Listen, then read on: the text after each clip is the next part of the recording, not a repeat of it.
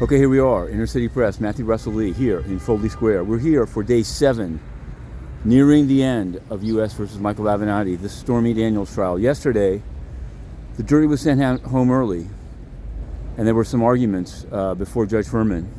And I'd have to say, Avenatti was pretty much being slapped down on every point. Most of his proffered witnesses are not going to be testifying. 2, maybe.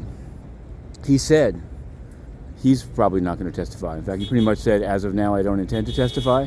The reason is that he would be cross-examined about the Nike conviction, which took place in the building right behind me here, 40 Foley Square. We covered that. Also, the California mistrial, but going to be retrial.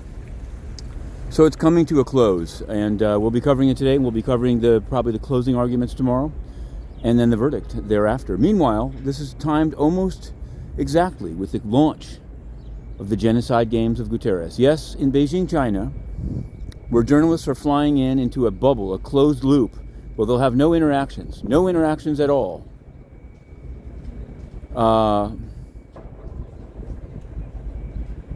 With the Chinese population. They're flying in, they're going to be tested for COVID. If they write something the government doesn't like, you may find that they disappear into quarantine. That's correct. The use of COVID testing as a way to censor. Sure, the UN could do it too. In any event, Guterres is heading there.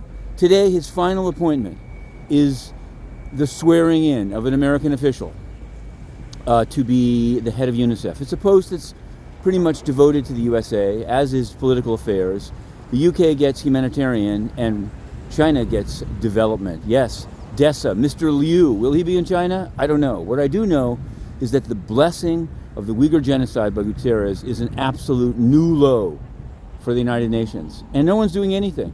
The journalists absolutely saying zero. They're talking about the lack of snow.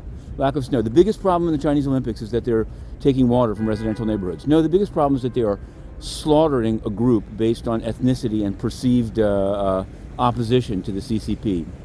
It's disgusting, and we have a project working on it. Genocide Games of Guterres. To be continued.